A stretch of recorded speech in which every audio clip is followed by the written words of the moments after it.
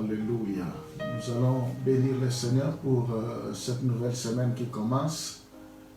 Nous allons lui être reconnaissants pour la force, pour ses bontés, pour son amour, pour sa grâce, pour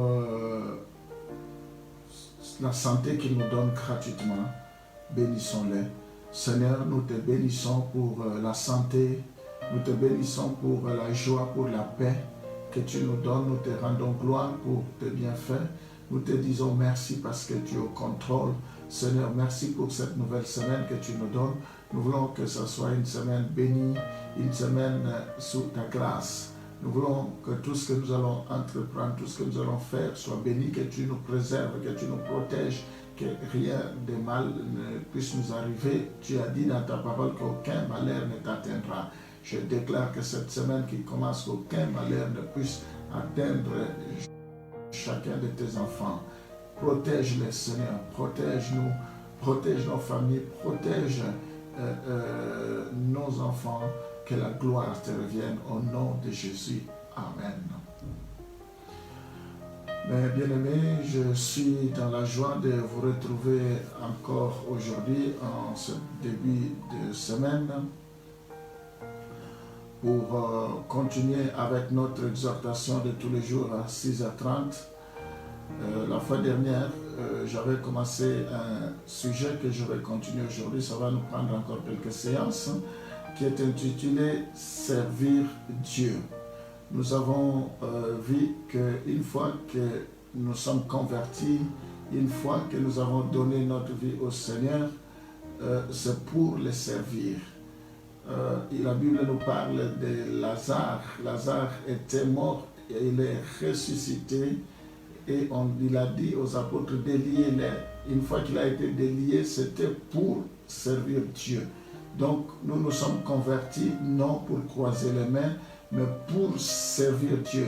Sinon, si nous ne servons pas Dieu, Dieu aurait souhaité que nous retournions, que nous allions au ciel, que nous mourons pour aller au ciel, mais il nous garde encore sur cette terre pour que nous puissions le servir.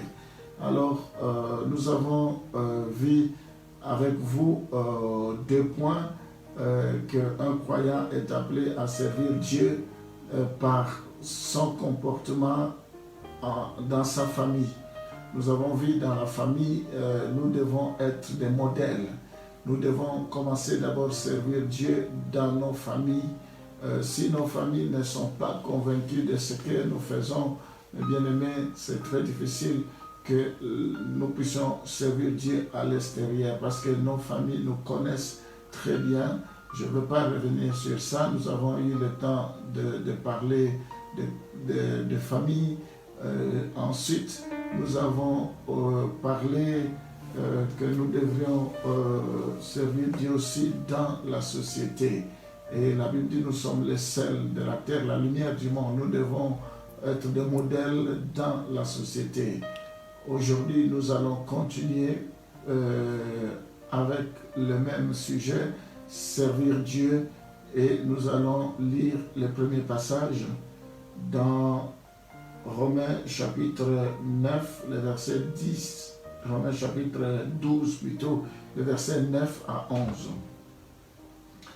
Romains chapitre 12, le verset 9 à 11. Que l'amour soit sans hypocrisie, ayez le mal en horreur, attachez-vous fortement au bien, par l'amour fraternel, soyez pleins d'affection les uns pour les autres, par honneur, usez de préférence réciproque, ayez du zèle et non de la paresse, soyez fervents d'esprit, servez le Seigneur. Gloire au Seigneur. Je pense que je vais revenir sur ce passage.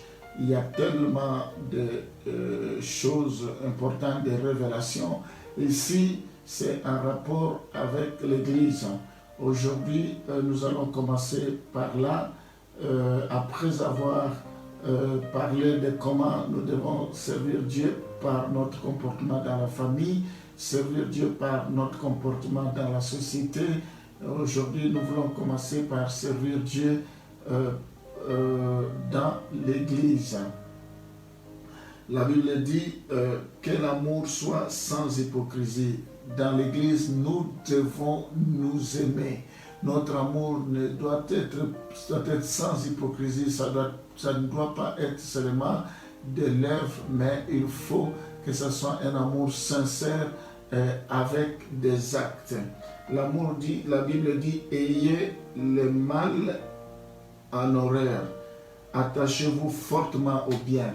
Dans l'Église, nous devons haïr le péché, nous devons haïr le mal. La Bible dit, ayez le mal en horreur. Nous ne pouvons pas avoir le nom de Jésus avec nous et vivre dans le péché. Nous devons haïr la publicité, haïr l'adultère, haïr le mensonge, haïr l'orgueil, haïr la colère, haïr tout ce qui peut nous empêcher les œuvres de la chair pour que nous ne puissions pas hériter les royaumes des cieux.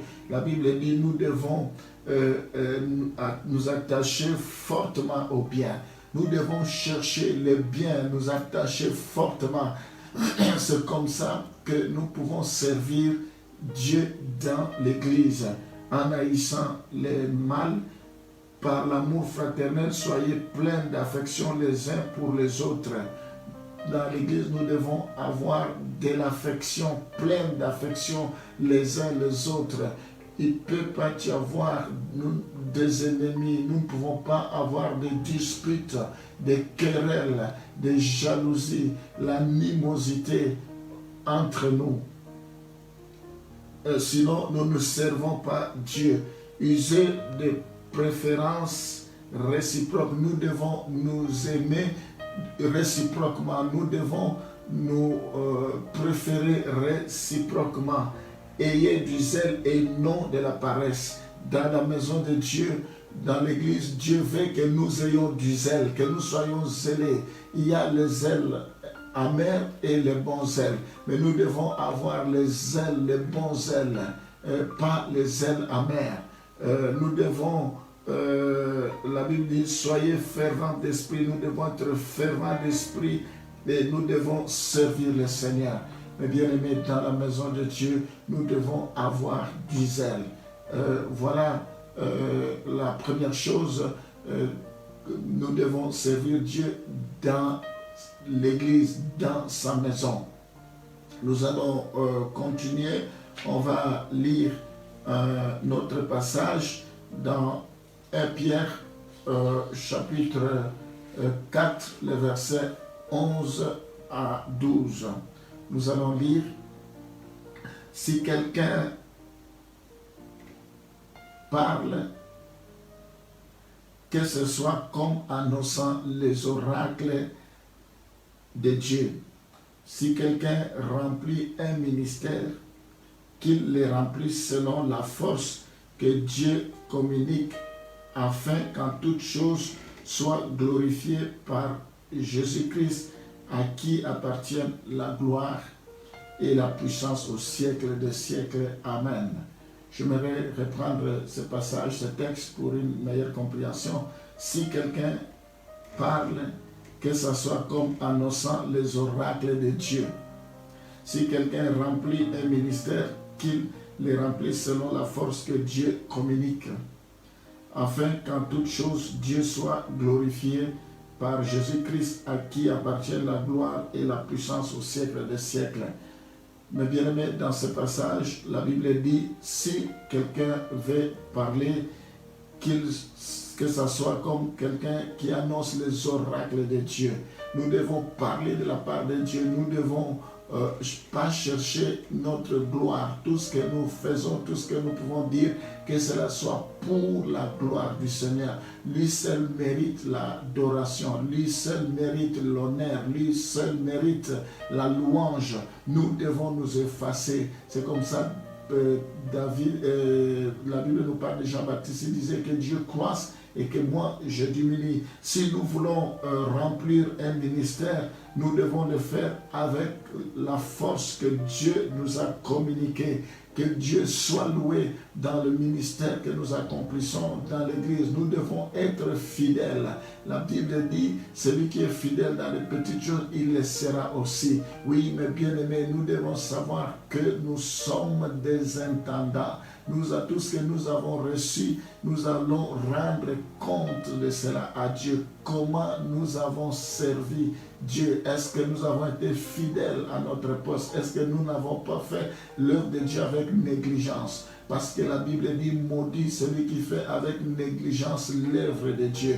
Oui, c'est une grâce que Dieu nous a choisie. Si nous ne voulons pas le servir, la Bible dit, Dieu est capable de transformer même des pierres et commencer à les servir. Mais bien aimés, nous devons disposer de notre temps pour mettre cela au profit, pour mettre cela au service de Dieu. Alors, tout ce que nous pouvons faire doit être pour la gloire de Dieu. Il n'y a personne qui est mort sur la croix pour nous, à part Jésus-Christ. Nous ne devons pas faire la publicité d'un homme, mais nous devons faire la publicité de Jésus, que Jésus croisse. Nous ne sommes que de simples instruments, nous ne sommes que des esclaves, quel que soit ce que Dieu peut faire avec nous, quel que soit le miracle, quel que soit ce que Dieu peut opérer, nous devons savoir que nous sommes des serviteurs inutiles. Tout c'est pour sa gloire. C'est comme ça que nous devons servir Dieu dans l'Église. Nous allons continuer à part servir Dieu dans l'Église. Nous devons également servir Dieu par notre façon d'annoncer l'Évangile, par notre façon, avant de parler par notre façon d'annoncer l'Évangile, je voulais dire par notre façon de parler. Nous devons servir Dieu par notre façon de parler. C'est important, mes bien-aimés. Nous allons lire Éphésiens chapitre 4, le verset 25. La Bible nous dit, c'est pourquoi renoncez au mensonge et que chacun de vous parle selon la vérité à son prochain, car nous sommes membres les uns les autres. Dans ce passage, la Bible nous montre comment nous devons servir Dieu par notre façon de parler. Nous devons renoncer au mensonge. Le diable, il est le père de mensonges. La Bible dit, aucun menteur n'héritera les royaumes des cieux. Il faut que Dieu nous délivre de l'esprit de mensonge. Nous devons renoncer au mensonge. La Bible dit que chacun de vous parle selon la vérité. Nous devons être vrais. Jésus est la lumière du monde. La Bible dit, celui qui me suit ne marchera pas dans les ténèbres, il marchera dans la lumière. La vérité, c'est même c'est parmi les armes, l'une des armes spirituelles. La vérité, nous devons marcher dans la vérité. C'est comme ça que nous pouvons servir Dieu dans notre façon de parler. On va continuer, on va lire Éphésiens chapitre 4, le verset 29. La Bible nous dit qu'il ne sorte de votre bouche aucune parole mauvaise, mais s'il y a lié quelques bonnes paroles qui servent à l'édification et communiquent une grâce à ceux qui l'entendent. Alléluia. Dans ce passage, la Bible dit qu'il ne sorte de votre bouche aucune parole mauvaise. Il ne faut pas qu'il y ait des paroles mauvaises dans nos bouches, des paroles qui maudissent, des paroles qui dénigrent, des paroles qui insultent, toutes sortes d'insultes, des gros mots. Ça ne peut pas sortir de notre bouche. La Bible dit une même source ne peut pas avoir de l'eau amère et de l'eau douce. Oui, mes bien-aimés, nous devons enlever tout ce qui est vocabulaire négatif dans nos bouches. Nous devons toujours positiver, nous devons bénir, nous ne devons pas maudire, nous ne devons pas parler à mal des gens, nous ne devons pas parler derrière les gens comme on dit. Nous devons avoir de bonnes paroles. La Bible dit, mais il y a lieu quelques bonnes paroles qui servent d'édification. Au lieu de médire les gens, au lieu de critiquer les gens, nous devons les bénir, nous devons les encourager, nous devons les relever, nous devons parler, communiquer l'action de grâce, nous devons communiquer des paroles d'édification, nous devons encourager nos bien-aimés, ils doivent espérer, ceux qui sont abattus, nous devons les relever, nous devons les fortifier. Voilà ce que Dieu attend de nous, c'est comme ça que nous pouvons nous servir, c'est comme ça que nous pouvons le servir par nos paroles. Et nous allons continuer encore dans Éphésiens chapitre 5, le verset 4. Qu'on n'entende ni paroles grossières, ni propos insensés ou équivoques, choses qui sont contraires à la bienséance. Qu'on entende plutôt des actions de grâce. Alléluia. Oui, mes bien-aimés, dans ce passage, la Bible nous encourage qu'on ne peut pas entendre dans nos bouches des paroles grossières. Nous ne devons pas entendre des gros mots, des insultes. Nous ne devons pas entendre cela. Ni propos insensés, des propos qui n'ont pas de sens. Nous ne devons pas non plus, nous devons éviter toutes sortes de plaisanteries ou équivoques, choses qui sont contraires à la bienséance. Des paroles qui blessent, des paroles qui piquent, des paroles méchantes, des paroles qui font du mal quand les gens écoutent. Nous devons prier pour que Dieu transforme nos paroles. La Bible dit qu'on entende plutôt des actions de grâce. Tous les jours, nous devons bénir, nous devons aimer, nous devons prononcer des paroles pleines d'actions de grâce. Gloire au Seigneur, alléluia. Oui, mes bien-aimés, nous allons continuer avec notre étude. Donc, je disais, nous avons commencé par voir comment nous pouvons servir Dieu dans l'Église. Comment nous pouvons également, nous avons vu comment nous pouvons servir Dieu avec notre façon de parler. Nous allons maintenant voir comment nous pouvons servir Dieu en annonçant l'Évangile. Je pense que, vu le temps, nous allons terminer avec ces points. On va continuer demain. J'aimerais que nous puissions voir comment nous pouvons servir Dieu en annonçant l'Évangile, son Évangile. On va lire 1 Corinthiens chapitre 9, le verset 16. La Bible nous dit, « Si j'annonce l'Évangile, ce n'est pas pour moi un sujet de gloire, car la nécessité m'en est imposée, et malheur à moi si je n'annonce pas l'Évangile. » Gloire au Seigneur. Mais bien aimé, dans ce passage, la Bible dit, si j'annonce l'Évangile, ce n'est pas pour moi un sujet de gloire. Nous n'annonçons pas l'Évangile pour nous faire voir. Nous n'annonçons pas l'Évangile pour devenir des vedettes, loin de là. Paul dit, mon évangile ne se repose pas sur des motifs impurs. Nous n'annonçons pas l'évangile pour des motifs impurs. Nous n'annonçons pas l'évangile non plus pour un gain sordide. Ce n'est pas pour un gain matériel. Nous n'annonçons pas l'évangile pour attirer les gens vers nous. Non, nous devons annoncer l'évangile pour la gloire du Seigneur. C'est comme ça que nous devons plaire à Dieu.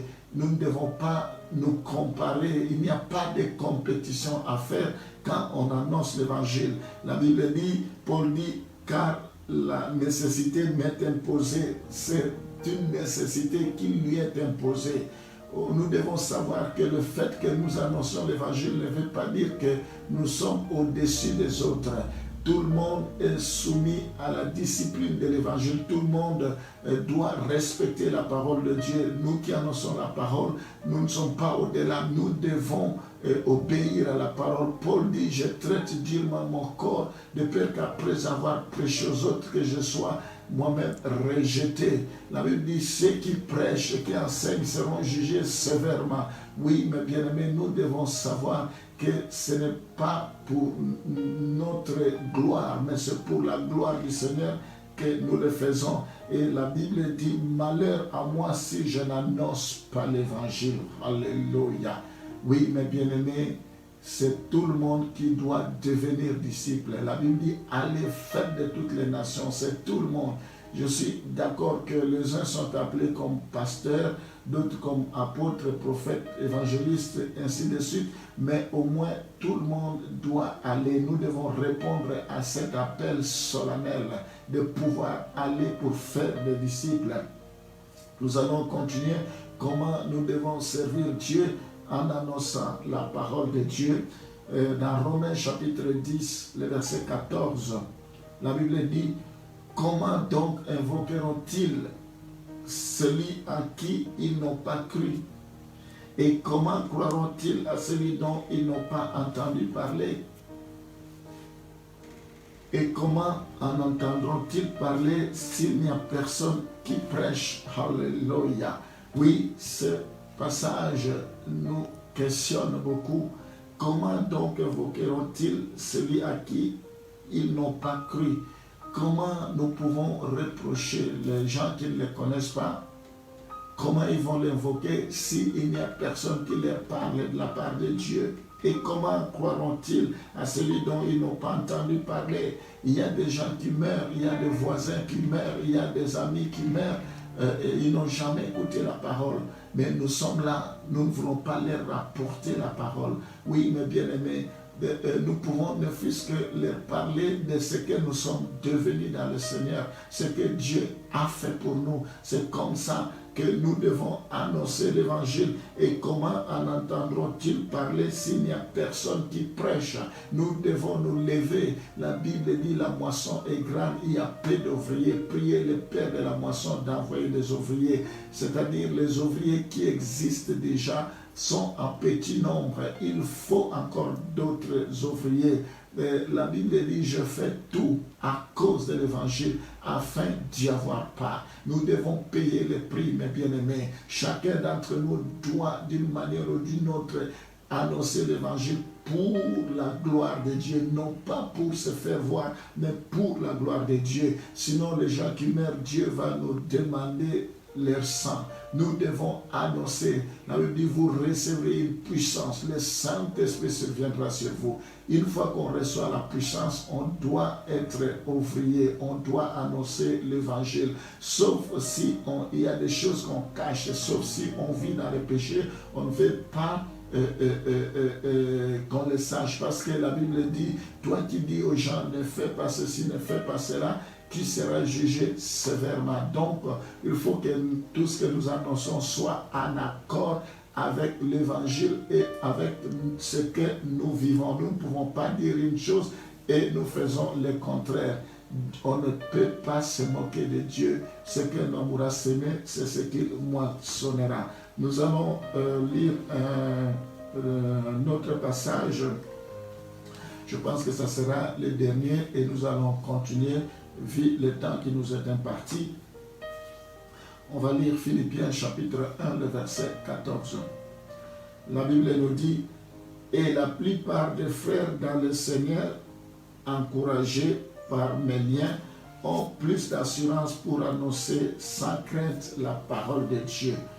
Et ici, Paul a constaté que suite à ces liens, quand il était emprisonné ou il était en prison, donc il y a des frères qui ont été fortifiés, qui ont été encouragés et qui ont trouvé l'assurance pour annoncer la parole de Dieu sans crainte.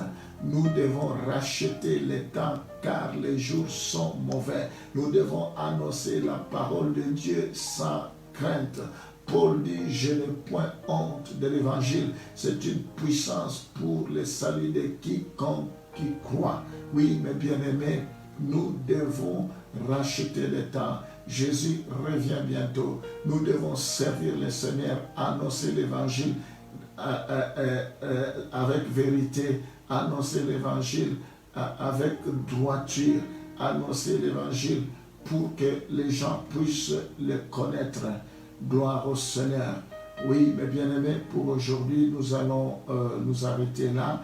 Je suis en train de dire, le thème c'est servir Dieu. Et nous avons vu que le croyant est appelé à servir Dieu par sa façon de parler. Il est appelé à servir Dieu dans son église.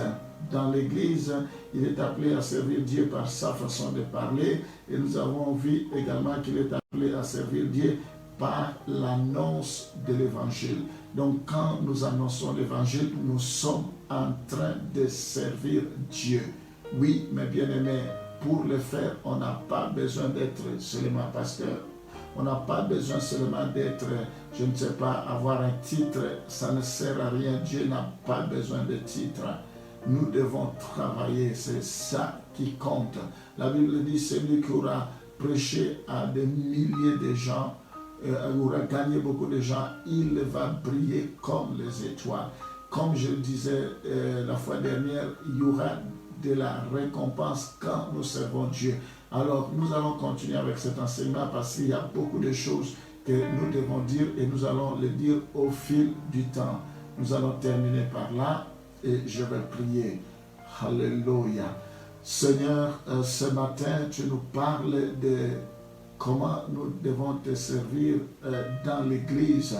Tu veux que nous te servons avec assiduité. Tu veux que nous puissions te servir avec zèle, avec détermination. Tu es contre l'esprit de paresse. Tu veux, Seigneur, que nous puissions nous aimer les uns les autres, que nous puissions nous supporter les uns les autres. Aide-nous, Seigneur, à te servir. Éloigne-nous de nous toutes sortes de disputes inutiles, toutes sortes de querelles, de jalousies inutiles. Transforme nos vies. Tu nous as encore parlé, Seigneur, comment nous pouvons te servir en parlant, Seigneur, par notre façon de parler. Nous devons être des artisans de paix. Nous ne devons pas être des personnes qui divisent, qui montent les uns contre les autres. Nous devons apporter la joie, prononcer des paroles de bénédiction. Transforme-nous, Seigneur. Oh Père, enfin tu nous as parlé comment nous pouvons te servir en annonçant l'évangile. Nous devons le faire pas pour un gain sordide, mais nous devons le faire avec joie, avec détermination. Nous ne devons pas le faire avec des motifs impurs. Seigneur, nous voulons le faire parce que c'est une nécessité. Gloire te soit rendue. Sois béni. Je bénis la journée d'aujourd'hui. Je bénis tous ceux qui prient à ce moment avec moi, tous ceux qui me suivent à ce moment. Que cette parole puisse influencer leur vie, que cette parole puisse affecter leur vie. Seigneur, je prie pour que tu leur parles encore et encore, que cette parole tombe sur une bonne terre, que cette parole puisse travailler leur vie, Seigneur, que la gloire te revienne. Nous déclarons que cette semaine nous sommes protégés. Je prie pour que tu enlèves sur le chemin de tes enfants toutes sortes de bêtes féroces dans le nom de Jésus. Tu as dit aucun malheur ne t'atteindra. Seigneur, que tu écartes tout obstacle, que nous marchons la tête haute. Protège-nous, ceux qui doivent travailler, ceux qui travaillent en télétravail, ceux qui ne peuvent pas aller